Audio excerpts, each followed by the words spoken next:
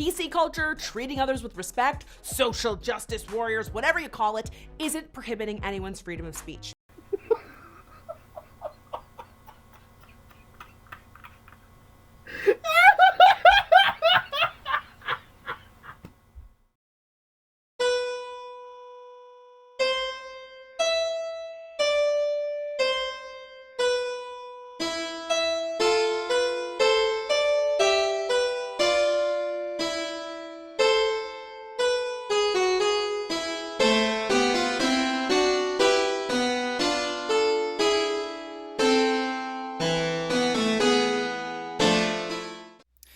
Hey guys, Basic Root 5 here. It's been far too long since I've done this. Have y'all missed me? Anyway, as you might be able to tell from the title, no need to mansplain it to ya, we're going to be talking about everyone's favorite American societal issue, SJWs. In this day and age, it's pretty much impossible not to come across SJWs who misinterpret things as being offensive, even if it may not be offensive at all, on some side or another. While Tumblr is a pretty good example of where this behavior seems to really flourish, the fact of the matter is, you see it all over the place, including places like YouTube. Part of the discussion these SJWs force upon people, mention, is the idea of being politically correct, or PC. While it's not necessarily a bad thing, many would argue that it's gotten completely out of control in recent years. Some would even go far to say that it's going against free speech. This leads us to this little video from MTV News that discusses how being PC isn't against freedom of speech at all. They dare even say that it promotes newfangled vocabulary that's been deemed as respectful and inclusive. What case will these people make for the mighty cause of the SJW? Well, let's tune in and start slicing away. God, it feels so good to be doing this again. From YouTube comments to presidential candidates, it seems a lot of people think freedom of speech is under attack. And who, might I ask, is to blame? The goddamn PC culture. If you've ever called out racism, sexism, ableism, or any other oppressive-ism, you've probably been accused of being too PC. The only reason why this happens in the first place is because so many people misinterpret so many things as offensive and oppressive, even though a lot of them really aren't at all. For instance, whenever you see a woman making jokes about the way men behave, people generally find it funny, as they should, because it's a joke. However, if a man makes jokes about women's behaviors, there is a huge outcry of that person being a misogynist, even though there's still a joke. These terms, and many others, are often thrown around like buzzwords as a response to something they find offensive, so that's why some people respond to such behavior as being too PC. That's not to say that there aren't cases where calling out oppression is justified, like when segregation was a thing, or when people pressured the government into arresting and deporting illegal Mexican immigrants, of which a few hundred were actual US citizens, and the whole thing was called Operation Wetback. Which, by the way, who the hell even let that name slide? However, when doing something as innocuous as making a joke and being called a racist or a sexist is more prevalent, can you really blame people for thinking being PC is just a huge joke? PC is, of course, short for politically correct. Political correctness is avoiding words or behaviors that exclude, marginalize, or insult groups of people who are socially disadvantaged or discriminated against. Basically, treating people with respect. Let's go over some definitions provided by dictionary.com. According to these definitions, being PC has nothing to do with respect and has everything to do with avoiding things that people think are offensive. Now, bear in mind, just because you think something's offensive doesn't mean it actually is offensive. Correlation is not causation. You have to also take into account the context and the source of the thing being said as well. You also have to know exactly what it means to be whatever it is you're accusing that said thing of being. To go back to the previous example, a man making jokes about the way women behave is not an example of misogyny. Misogyny would be if that man said something like all women are pigs and deserve to be beaten or something like that, and meant it. That would be misogyny because that man would show that he is discriminatory against women. Meanwhile, the man joking about the way women behave probably doesn't think that way at all. In fact, most of the time he doesn't. Just because you joke about something doesn't mean you support going against that something. Again, correlation is not causation. I gotta stop saying that. Now, if you ask me, that doesn't sound like a bad thing.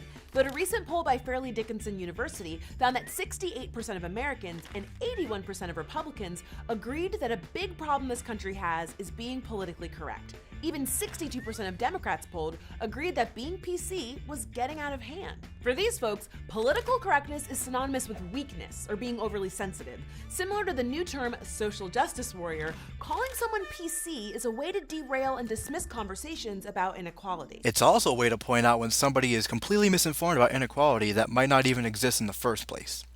Thanks to several amendments to the Constitution, egalitarianism has become legalized in all public facilities. This means that everybody, no matter who they identify as, has an equal opportunity to get somewhere in life. However, with things like affirmative action, there's been a push for more historically disadvantaged groups in public workplaces, putting odds more in favor of them just because they're not straight white men. In other words, things like AA have actually allowed public places to be discriminatory against people over their sexual orientation, ethnicity, and gender by favoring the employment of everyone else over them. Were some of those people fit for the job? I'm not going to deny that. I'm sure they could do that job very well. Some of them probably could have done it the best out of those people. However, it's also very possible that some of them were chosen over equally qualified or more qualified people just for being the way they are. The only reason nobody sees this as an inequality is because it's in favor of groups who have been historically oppressed by the people now put at a disadvantage. It's still discrimination. Tell me again how this isn't a problem.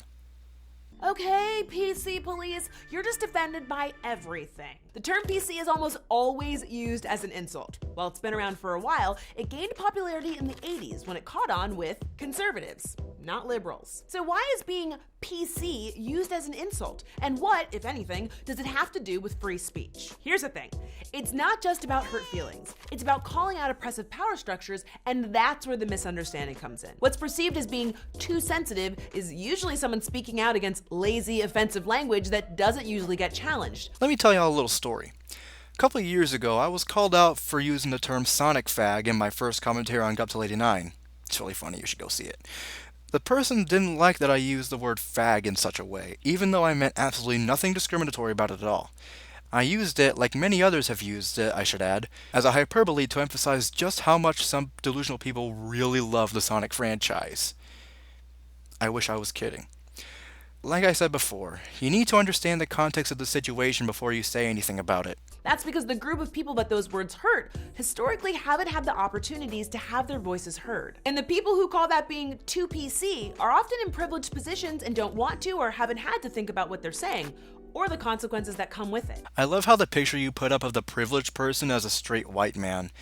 Yes, straight white men have historically been in privileged positions for most of Western history. However, thanks to the egalitarian movements in the 19th and 20th and 21st centuries, that's been brought down to non-existence, at least in this country. Sure, discrimination may still be a thing, but in public places, it's completely gone. At least I fucking hope so. We have the 14th and 15th Amendments in the Constitution for a reason, after all. You can't take away my freedom of speech just because you're offended. Well, yeah. In America, freedom of speech simply means the government cannot prohibit you from expressing yourself. It's why you can criticize Obama without being thrown in jail. But on an interpersonal level, freedom of speech does not mean freedom from consequences. Technically, no subject on earth is off limits. You can say whatever you want, but in turn, people are allowed to respond however they want. The fact that you can comment means you're not being censored. If you tell a crappy sexist joke and someone says, "Hey, that was a crappy sexist joke," that's freedom of speech. And if you post some racist bullshit on Facebook and your boss decides she doesn't want to employ people who spew racist bullshit on Facebook, you still have freedom of speech. And you're free to take that racist bullshit somewhere else. America. I have one question. What do you mean by sexist or racist? I know what it actually means to be sexist or racist, but that's not what people want to associate those things with. The main issue I have with PC culture is that people and ideas are labeled things, even if they're not, over things that they feel are discriminatory and are in effect hate speech. That's a problem because things like feelings are arbitrary and they differ from person to person. No two people are going to feel exactly the same way over exactly the same thing. So it makes no sense to try to do things without being offensive. There's a pretty solid chance that anything you do, no matter what it may or may not be, will be considered offensive by somebody, and you'll have to live with being labeled something you're not for the rest of your life. Not to mention that the examples you gave here are weak examples. Your examples were somebody telling a really bad sexist joke, and someone making what looks like a racist comment. If something's a joke, then it's obviously not meant to be taken seriously. There's even the possibility that the person isn't even taking what they're saying seriously.